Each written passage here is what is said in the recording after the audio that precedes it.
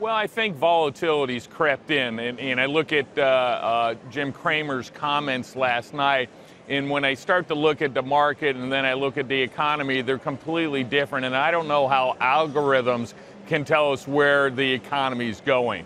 Personally, I think we're still marching towards 30,000. The economy's in great shape, the job numbers are in great shape, corporate cash is in great shape, cash flow's up, the whole 9 yards. And the bottom line, Dom, even when we work together, we look for value, and there's always, in good and bad times, value in the market.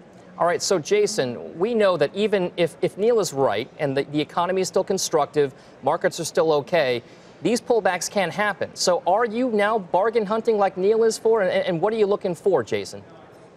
Well, you know, to tell you the truth, we are not changing portfolios all that much. There's a little bit of rebalancing that's going on.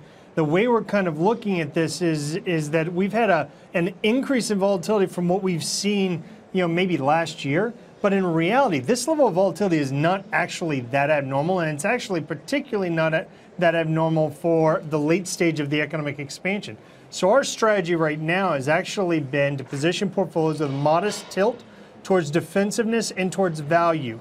One thing that's been worrying us with this market for maybe perhaps the past year and a half has been this kind of narrowness and growth associated with the highest growth glamour stocks relative to the overall market. It's been very narrow. So to now broaden the base, come in at lower valuation levels, set up for the next part of this this ongoing bull market, we think makes sense, but it doesn't mean that investors should be really reacting that dramatically.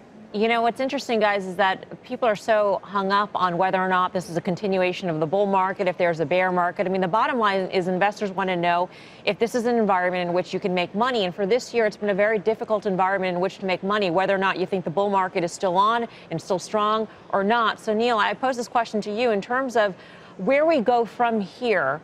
Is it going to be harder to make money in the next 12 months as it was in the past 12 months? Is it going to be easier or harder? Where will we stand?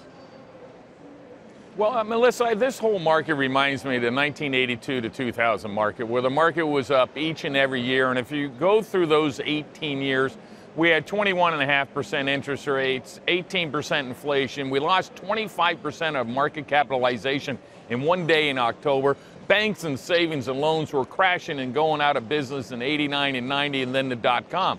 But the market was up each and every year, except for 1990, where it was down 0.5%. So the bottom line is, if you're just patient, you're going to make money, but you're not going to make it like you did, say, in 1999, when the NASDAQ was up 86% in 1 year.